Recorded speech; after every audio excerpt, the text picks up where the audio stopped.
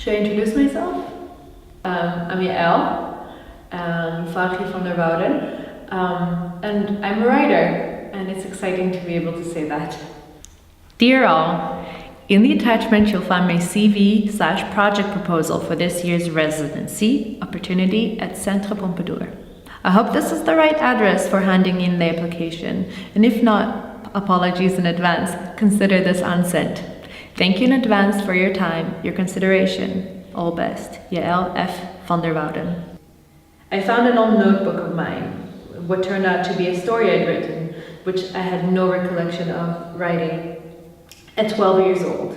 The story, a full 50-page work complete with chapters and illustration, told, in broken Dutch, the story of a young girl my own age at the time, trying to fight off bullies and figure out the ethics of fighting off bullies, while at the same time fulfilling her legacy as the strongest witch of her age.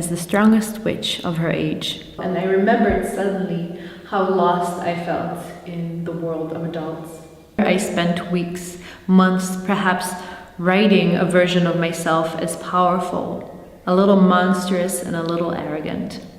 I forgot, willfully or not, that long before I began taking literature apart and wielding its sharpest ends like weapons, I had buried myself in words like walls to protect myself from the world, and in my fantasies, protect the world from myself.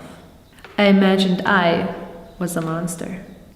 In my 20s, in a classroom arguing against a wall of middle-class nihilism claiming to advocate for the devil, I imagined I, myself, was the devil, and my words, venom, could freeze the blood in their veins.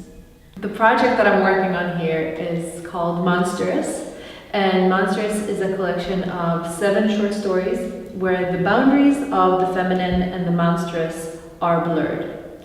Women as monsters, where the very notion of monstrous is questioned.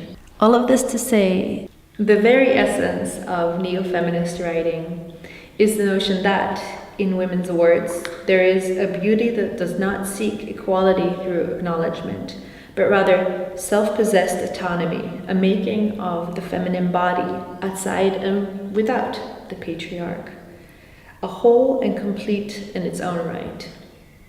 In my project, it is precisely this that I look to find, a place, mentally and physically, where I can put pen to paper and create a language where the monstrous and the feminine need not be a shocking contradiction, a little monstrous and a little arrogant, but a fascinating new way for a woman to consider the many aspects of herself.